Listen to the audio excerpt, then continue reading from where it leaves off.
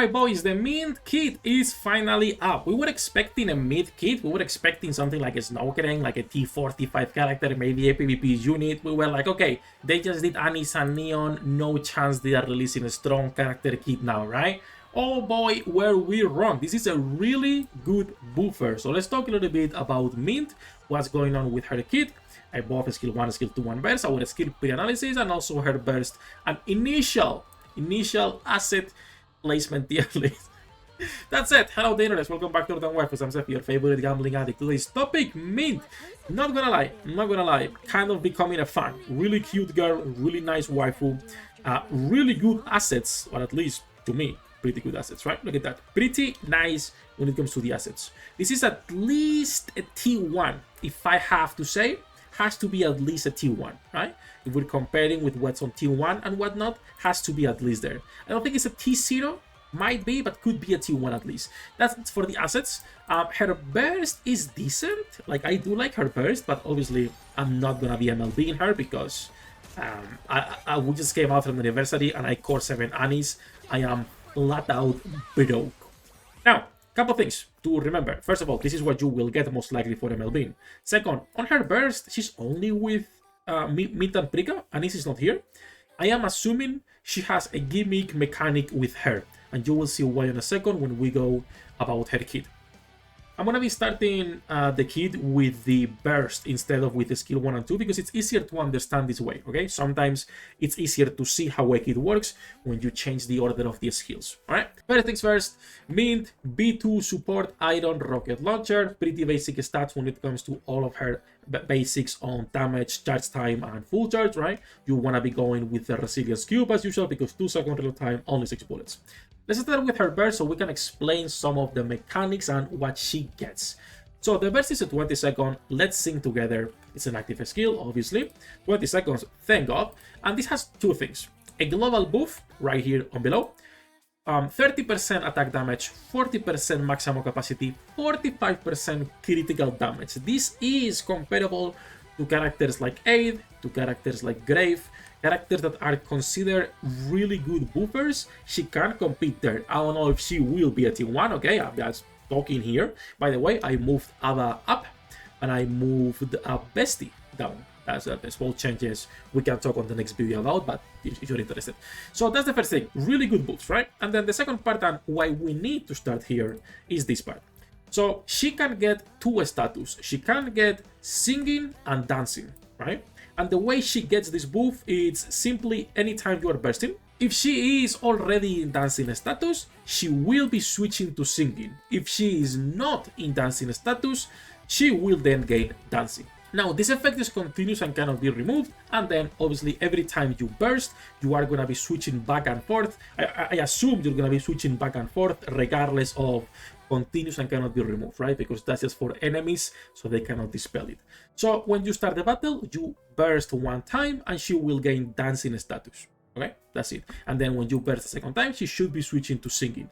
I assume this assigned part will have a gimmick mechanic with Prika, where you might be able to get both statuses and keep both of them, or maybe with Anis or whatever it is. We do not know yet. Assigned part, as you can see, it's on orange. Until we can see in game what this means, it's an incognito, right? So take this as with a grain of salt, just as a pre-analysis and nothing else. Now, after you understand singing and dancing, then we can go into skill 1 and 2. Skill 1 is pretty nice. Both conditions, both skills are passives, first thing. And then for skill 1, both conditions are the same. Activates when attacking with full charge. And it will change the effect based on if you are on singing or dancing. The first time you burst, once again, you will be on dancing. This means if you are on dancing, you are getting a constant HP recovery of 1.8% of the caster's final max HP every second for 3 seconds, 100% uptime on HP recovery. If you are, however, on singing status, you are gaining a 45% attack buff based on caster's attack. This is both final max HP and caster's attack. This means you wanna be getting dupes on this character. But as usual, if you don't care about competitive game modes, you do not need dupes, guys. All right. My Cindy was LB1 until well, she's still she's LB2 now. My Mihara is still LB1. My Doro is only one copy. My Snow White, as good as she LB2. Like, if I don't care about the character, I don't MLB, I'll get the copies as time goes by. Same for Nier, right? If you don't care about being top 200 in solo raid, you do not need dupes in this game unless it's your waifu and you're willing to go all in, right? So that's for the dupes. And that's for the skill 1. A pretty good skill 1. 45% of caster stack, it's huge. That's skill 1. We're going to go into skill 2, which is fantastic performance. Fantastic performance also will change based on what you have. So it has 2 parts. If you enter Burst Stage 3 and you are not in sing-along status, you will cancel both singing and dancing. Now, this should never happen because every time you burst, you're getting sing-along. So this means maybe with Prika, she's also like a B2, 20 seconds, and you have to alternate between them, or maybe there has to be a gimmick on both of them for this skill 2 to make sense, and also for this assigned part to be highlighted, okay? So for now, we're assuming a lot of things, but Burst 3, if she's the only B2 on your team, this should never happen. You are not canceling either, because she is always going to be providing sing-along to everyone on the team.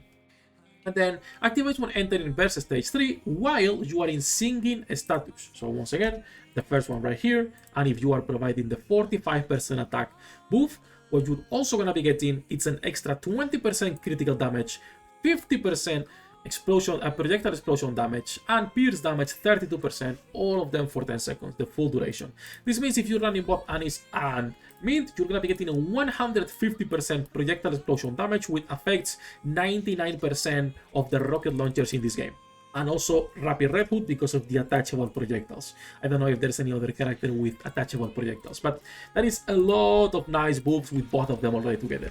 So this means already, just because of her buffs, she will be used as a standalone B2 buffer on plenty of team compositions. Now, what we have to wait, obviously, is to see how she does work with Prika, and if maybe Prika also has something that allows her to keep all of her buffs. My assumption, and I'm going to be assuming a lot of things in here, is that Prika will allow Min to keep all of her buffs, and also Anis to have both of her buffs as well. Maybe a B1 re-enter, maybe a B2, I don't know. We'll see. I assume there has to be some synergy in there with that assigned part that we don't know what it is. Her kit does look really good. I like it a lot, like I was saying earlier. Even as a standalone B2, she is good just because of this already. 30% attack damage, 40% maximum, 45% critical damage, regardless of everything else on her kit, makes her already a usable character. That's already like a T2, T3 buffer, right? Just because of that. Like, for example, Crust in T3, as a buffer, if we go to Burst level 10, she's providing 20% attack damage, right? And then, depending on what you're doing, either distribute or sustain. And that's like Crust as a T3 unit. So she has to be at least T3, T2 just on her own, and then based on the team composition, she might be even stronger because that kit is looking pretty nice. I'm really happy, and we're gonna be pulling for her tomorrow. This is going live, guys, in 22 hours, okay? You guys have the countdowns on the website always. I will be making a guide as well tomorrow for Eve, an updated guide, and we can talk about Raven next week because there is no rush on that. All that said, however, that's basically everything for this video. That's everything for the Mint kit pre-analysis. I like her quite a bit. I was expecting something bad, honestly. Like, I was actually expecting a bad kit because obviously we just came out of Alpha Anniversary, so, you know, the odds were kind of stacked against her, but this is pretty good. I'm happy. Once again, we are live every single day. You guys have the links in the description down below. Good luck with your pool, the rates. See you on the next one.